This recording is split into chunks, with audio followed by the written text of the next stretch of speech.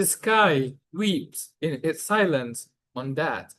Poem by Leni Marlina, Indonesia. Between unspeakable silences, the sky weeps in its own language, marking the vanishing footsteps, opening paths unimagined. Here in a soil long hungering, loss is not at end, but inception, like a star born out of nothingness. In the bush that outlived noise, we unearth life, faster than thought can reach, deeper than reason can mine, and yes, even that becomes a passage to a greater form of breathing. An encounter with that. Many times I have been to her world of lines, to her hush jungle of planets and satellites, where the sunlight is yet to reach. Argued many a times, contacting her eyes, keeping pace with hers, to unveil the mystery of my birth and death. Many times I have been in combat to the sandy region or her remote valley, leaving behind many footprints of doubts and confusions too, of without chaos and turmoil. In the laboratory of my oblivion, in one feeble afternoon of an unforgettable past, particle, atom, and molecule of my meticulous and fastidious questions, skipping from one page to other, of the books of my cupboard. The shadow behind the torn sky. Once I parted the seam between the folds of sedimented time, a fracture of silence in a sky yet unnamed, where the light still wait, whether to be born or vanish without a trace. I stood at the edge of silent orbit, sensing the tremble of earth with palm stained in questions. Will any trace remain where the world refused to steal? The shadows recede like seasons that resist remembrance. I chase them with broke breath and half steps. Each shard of them settles as grain of doubt. Between the temple of the sky and prayers forgetting mid-journey.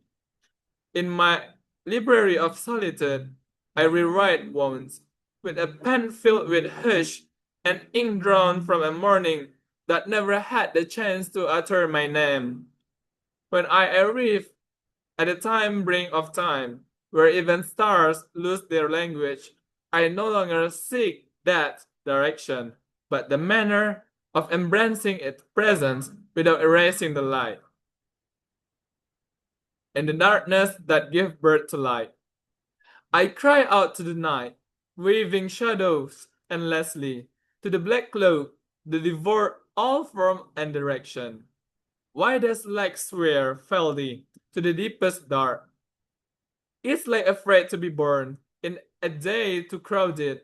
Those radiants only rise when the world averts its gaze. My steps carve time into an unyielding mist. Each trace, a breath blown across a nameless field. I try to hold direction, but it's a river, without banks, without destination. Within my body, another sky, empty, yet heavy with echoes.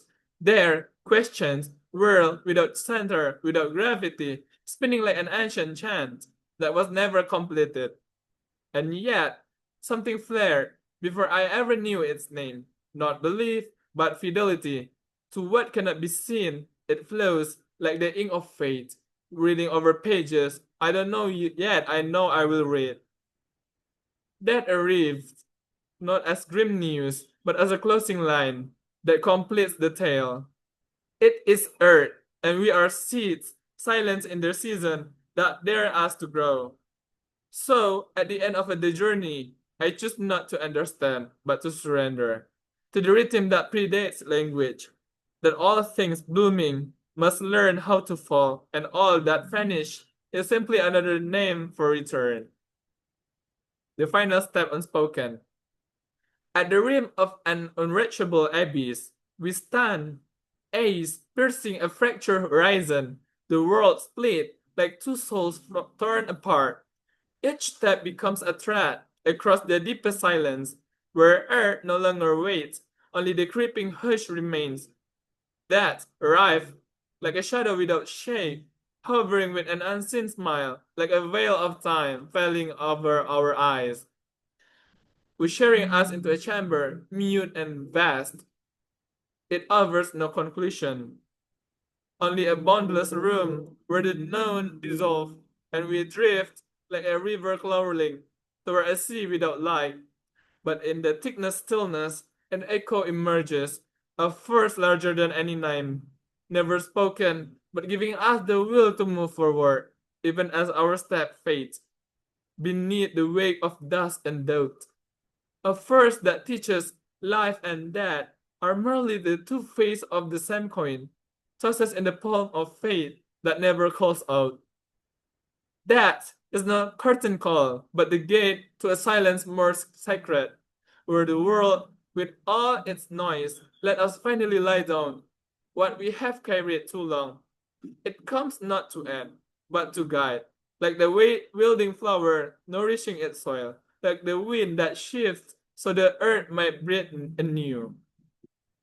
At the journey's end, we leave behind no footprints, only a peace born from unconditional yielding. All that has lived must know how to retreat, like trees releasing their leaves to welcome an untouched season.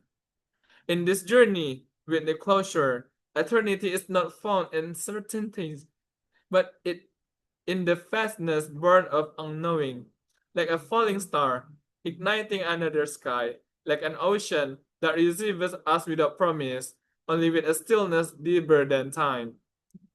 All that is lost will return. All that dies will burn anew. All that drifts will find its place within a harmony beyond utterance, for every ending cradles an unrelenting beginning. And in every step forward that a life awaits, where the soul emerges, with the whole of creation returns to God, and nothing is left behind except the good we give the world. Returning to the womb of origin, we walk back to the origin schedule, between earth that longs and sky that listens. There, in the arms of timelessness, our yearning turns into light, touching hours beyond counting, becomes songs, heard only by souls ready to surrender. Here, within and beyond all places, we rediscover our home in the non-being that fulfills all being. Okay, that's all of reading poem. Thank you so much.